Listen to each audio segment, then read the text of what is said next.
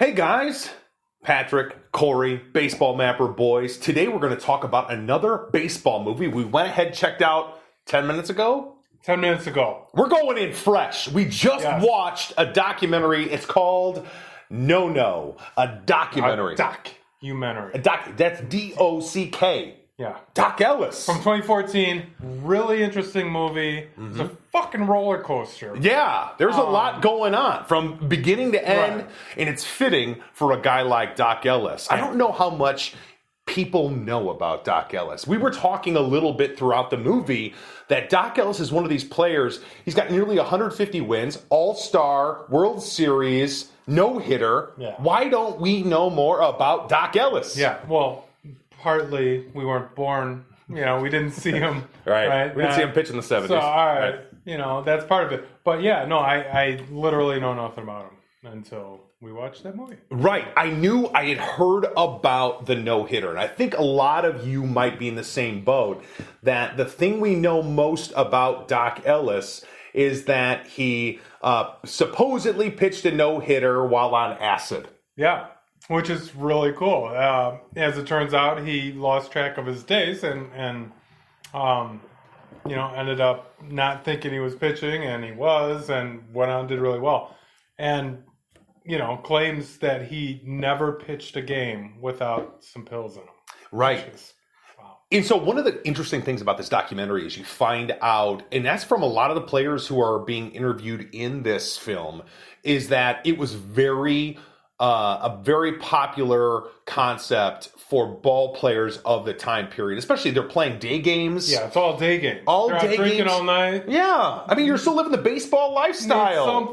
Need something. Give me one of them greenies, Exactly, which are essentially just like 15 to 20 cups of coffee is the way it was described in there. It's Everybody's doing it. Big time upper. Everyone's doing it to kind of like a speed, right? To enhance their performance. And basically, like you meant to get by, just to get by the grind of 160 games. Right. Yeah. So as it goes, it starts at early 70s, the sort of timeline, or maybe late 60s, but it's like everybody's doing it, and then it's like the trainers are like, all right, we're not doing this anymore. I don't want to see it, but then everybody's still doing it. And then eventually, we get all the way to where we're more familiar with, where, they knock all that stuff out with testing. So right.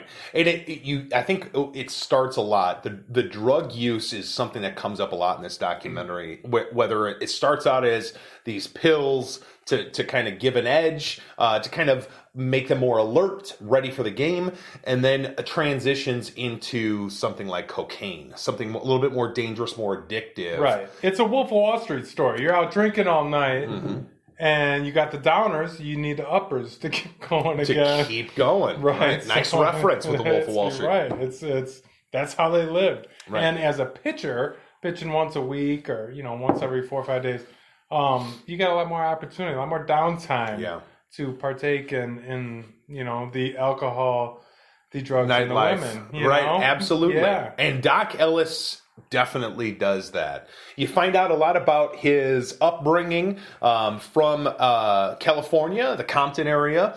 You find out a lot of his childhood friends, his teammates. I mean, he comes into Pittsburgh at the same time that you have Roberto Clemente around, you have Willie Stargell around, you have some Hall of Fame players on that team, a really successful Pirates team that he kind of comes onto as a young kid. Yes, small spoiler alert. I don't think it's really that big of a spoiler, but I had no idea that there existed a team with that many black players on it, right? You're lucky to have one or two on a team now. Yeah, you think about that. With something we were talking about too, is how much I would say the play of baseball has changed over the period of time, and just the way it looks. The players in baseball come from different places now than they ever have before, but there is definitely not a team. They fielded a team in the early 70s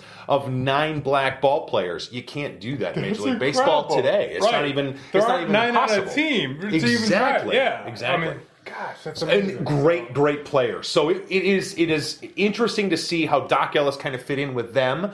A unique personality who all of his teammates really said, I mean, whether you were white, black, Puerto Rican, he was somebody that people gravitated to. He kept clubhouse guy. He kept the clubhouse fun. So as we're watching, what is it about him? Why don't we know more about Dock Ellis, this player who pitched for 10 plus seasons, had success, great success in Major League Baseball, and we find out it's his demons. He's got a big dark side. And, it gets me thinking about, so the dark side is revolves around his female companions in his life and all that.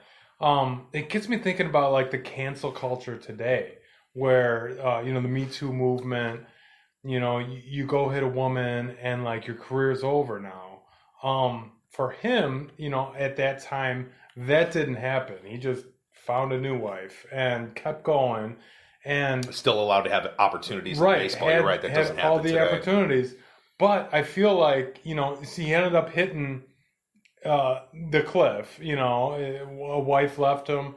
He got sober, and I feel like the opportunity, the cancel culture these days throws away these people who have a lot to offer after they've hit rock bottom. And that's what we find out with him is he really strived at redemption after he hit rock bottom. And right. Post baseball. Awesome. Right. Post baseball. There was more for Dock Ellis after baseball. Right. We find out that he puts a lot of effort into that rehabilitation, and not just himself, but into other people too. Right. That was something that was really interesting about the film. Yeah, and that's what makes it a roller coaster. You get to love him as the guy that does drugs pitching a no-hitter. Mm-hmm. You get to hate him as a guy that hits women, and you get to love him again as a guy who helps, troubled youths in jail and whatnot. And he's a voice in the 80s with the anti-drug movement. All of a sudden, baseball realizes it has a problem, right. And one of the faces of people who are voicing out against it is Dock Ellis. And again, we were young at the time, didn't know who Dock Ellis really was, but man, this was a player that maybe we were missing something. We were missing something on a player who had a lot to offer, not just in the game, but outside the game too. Yeah, I feel like it's such an important movie to watch right now, where people are trying to, it seems to me like society wants to paint things as black and white, and this is a gray area. He is not. Right? He is very much a gray area. Very interesting. Things like his interest in poetry, right? His desire to want to write a book, those kind of things. He was a different guy, man. Yeah. And so I like the movie a lot as a commentary on where we're at in society now. It came out in 2014, but I think it's as relevant as ever today, as sort of a redemption story. Good people can do bad things, and they can still be okay. It can still be okay to like a good guy that's done bad things. So. It's an interesting way to put it. Right. There's more than just baseball in this documentary. No, a documentary. We can find it where?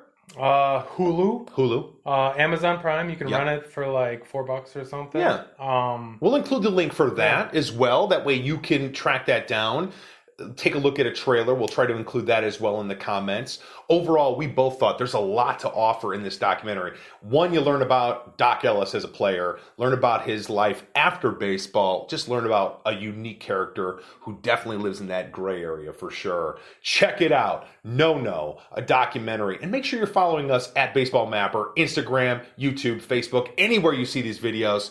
We'll keep reviewing movies. That's what we like to do. Baseball movies, we're here for them. We'll have another one for you next time.